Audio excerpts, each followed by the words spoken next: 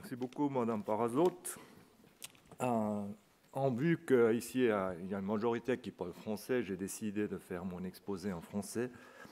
Pour moi, l'allemand, Herr c'est... Brecki, wie Sie möchten, es stimmt nicht. Also rein rechnerisch c'est sind pas- über die Hälfte d'accord. deutschsprachig. Zumindest bei der Anmeldung war es Ok. so. Mais jusqu'à maintenant, j'ai surtout... c'était communiqué en français. Et puis pour moi, je suis de langue maternelle allemand, mais c'est de l'allemand du haut-valaisan que personne ne comprend.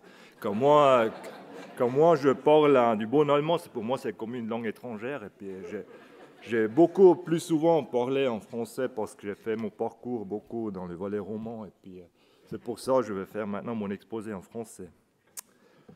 J'ai fait 3 points pour mon exposé, ça va être très court. D'abord, un Energiedienst en bref.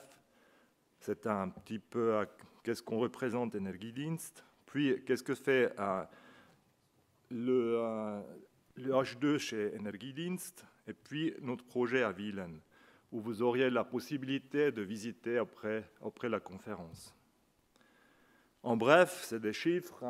Ça, vous pouvez aussi consulter sur Internet. Ça sort de notre rapport de gestion. Je ne vais pas m'attendre beaucoup longtemps là-dessus. Ce qui est important, nous, on est déjà aujourd'hui à 0 kg de CO2. On est neutre en CO2. L'hydrogène chez Energiedienst, ça fait partie de notre stratégie de l'entreprise. Nous, on veut aussi se baser sur l'énergie, sur l'hydrogène vert. C'est une conséquence de notre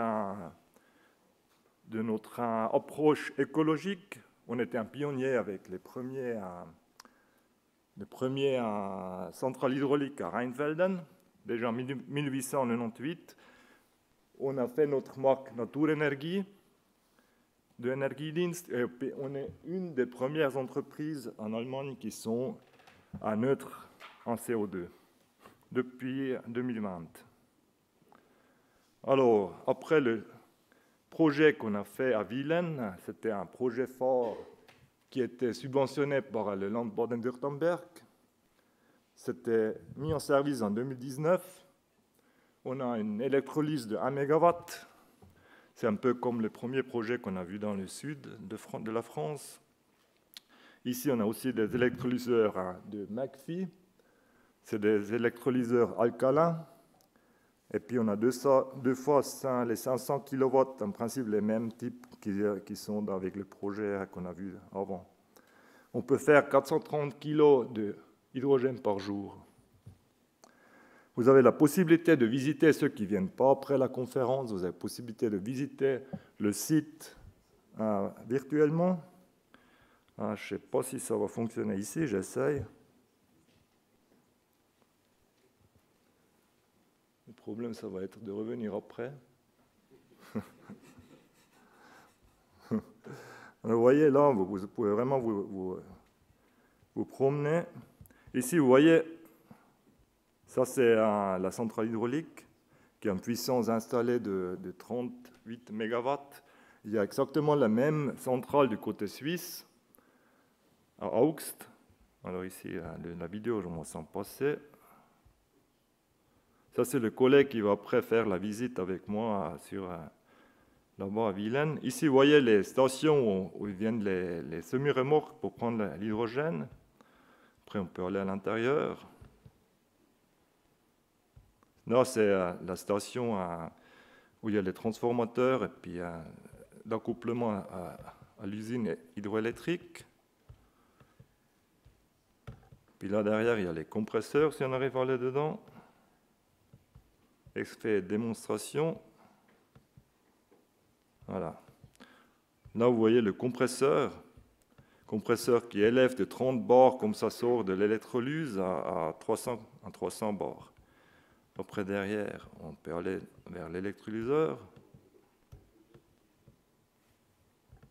Alors là, vous voyez les stacks de McPhy. Il y en a 2.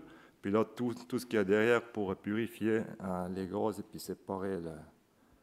Et puis après, ça va plus loin où on a vu avant pour aller dans les camions. Maintenant, pour revenir, je vais essayer si j'arrive. Ah, voilà. Pas mal. Du premier coup. Alors, si vous êtes intéressé, vous trouvez ça sur Internet. Vous pouvez aller vous promener vous-même et regarder ça. Là, ça, c'était le projet fort qui était réalisé entre 2016 et 2019. Maintenant, c'est l'idée de continuer et puis d'agrandir le tout. On a fait, là, on fait partie des projets Realabore der Energiewende en Allemagne. C'est des projets qui sont subventionnés par le Bund en Allemagne. Et c'est jusqu'à 40% des investissements qui sont pris par la, comment on dit en allemand, la Confédération suisse, ouais, par la Bundesregierung. Le Bundesamt für Wirtschaft à l'époque, maintenant je crois que ça s'appelle Bundesamt für Wirtschaft und Klima ou quelque chose comme ça. Alors, vous voyez, notre projet, c'est le seul presque en Allemagne du Sud, et c'est le seul en Allemagne du Sud qui s'occupe de l'hydrogène. Tous les autres, ils sont dans l'Allemagne du Nord. Alors ici, il s'agit d'agrandir l'électrolyse qui existe, de 1 MW, d'ajouter 5 MW supplémentaires, de faire la recherche sur l'électrolyse, aussi de regarder pour des modèles économiques, comment viables, comment on peut faire un écosystème, comme il nous a montré Nicolas Crétenant. Je crois là, il y a déjà l'écosystème ici, il faut encore en trouver un. Ils ont peut-être mieux fait en Suisse, mais c'est juste un clin d'œil. Ici, vous voyez le terrain où c'est prévu, ça ne se voit pas très bien là, mais c'est à peu près le terrain qui est prévu à côté de l'électrolyse existant où on aimerait construire la nouvelle extension. Sur le timetable, on a commencé en janvier 2021, c'était fin 2020, on a reçu l'accord qu'on aura les subventions. On a commencé début de l'année prochaine avec les projets, on est en train de planification. 2022-2023, il y a toutes ces procédures d'autorisation, etc., qui vont avoir lieu. Et puis l'idée, c'est de la construire 2023 et puis à partir de 2025, vraiment avoir en service commercial, mais avoir déjà en service pour des tests, etc. Il y a plusieurs partenaires dans ce Realabore der Energiewende. Il y a Messer qui vient de l'industrie du gaz. Il y a DSM qui est déjà aujourd'hui un client. L'hydrogène qu'on produit aujourd'hui, il va à côté dans l'usine de DSM à Grenzach. Il y a le ZSW, c'est le Zentrum für Sonnenenergie und Wasserstoffforschung à Stuttgart qui fait la recherche là-dessus, qui ont aussi déjà mis d'un premier projet un conteneur avec un petit électrolyseur où ils ont fait des tests, etc. Bon, ça c'est en bref mon exposé. Merci beaucoup pour votre attention, puis je suis prêt pour des questions. Ja, vielen Dank, Herr Preggi. Même en allemand, si vous voulez. Ja, wie Sie eben gesagt haben, wir werden nachher diese Anlage besichtigen. Einige von Ihnen haben sich auch eingeschrieben für diese Besichtigung. Gibt es jetzt hier im Raum Fragen an Herrn Preggi?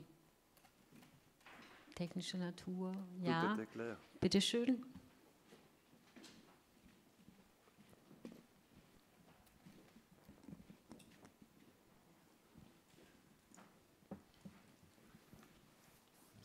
Mein Name ist Ignaz Martin von MH2 Concept. Ich habe eine Frage, ob auch Speicher, Hydro- oder Wasserstoffspeicher in diesem Projekt vorkommen, mit Metallhydrid zum Beispiel oder einfach Druckspeicher. Hier sind Druckspeicher heute schon vorhanden, das habe ich vorher nicht gezeigt. Das hier, was Sie da sehen, das sind... Oh, nein, jetzt sehen Sie die Präsentation nicht mehr. Kann man nochmal aufschalten, da bitte? Mich selber bringt natürlich nichts.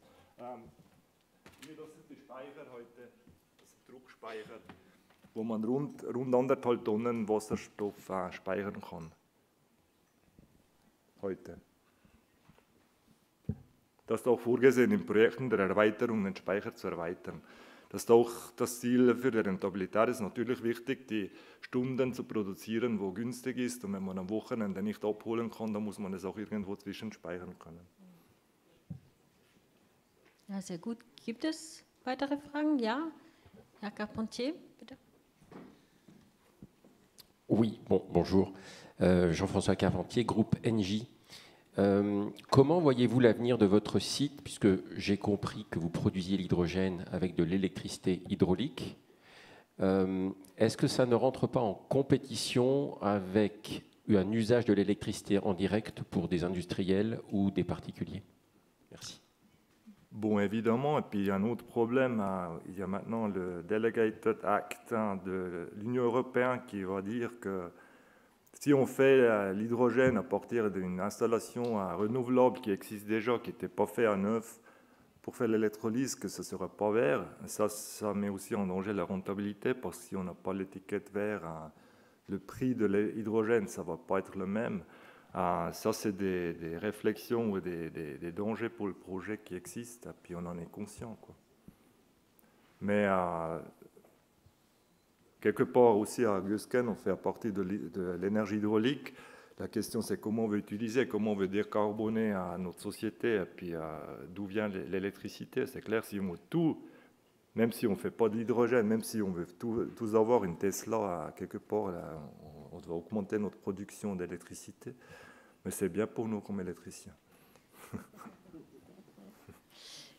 Gibt es weitere Fragen hier im Raum? Es gibt eine online. Herr Christian Meyer fragt, warum wird die Abwärme nicht genutzt und ob auch geplant ist, den Sauerstoff zu nutzen? Also die Abwärme ist auch Teil vom Projekt. Da gab es Überlegungen zu nutzen. Zum Teil ist das Problem, dass das Energieniveau oder das Temperaturniveau nicht mehr so hoch ist, aber das könnte man schon nutzen. Das ist Teil von den Überlegungen. Man hat dort auch ein Projekt für eine Wohnbausiedlung in der Nähe, wo man sich das angeschaut hat, aber ist zu dem Zeitpunkt nicht wirklich interessant, weil es muss dann auch immer laufen und ja, ob man eigentlich im Moment, man sieht vor, dass man die Wärme auskoppeln kann, aber heute ist das noch nicht Teil vom Projekt. Aber es ist schon klar, wenn man die Wärme nutzen kann, wird das interessanter von dem her. Und den zweiten Teil der Frage habe ich jetzt gerade vergessen. Den Sauerstoff. Ja. Sauerstoff. Das ist in dem Ding nicht interessant, das haben wir auch wir heute liefern wir an Air Liquide oder Messer, die auch im Projekt sind. Das ist nicht interessant, das zu komprimieren und das rentiert nicht. Ja, vielen Dank. Wenn es keine weiteren Fragen gibt, dann können wir zur Mittagspause übergehen. Und zwar haben wir ein Mittagsbuffet, weil wir ziemlich zahlreich sind, jetzt im Untergeschoss vor.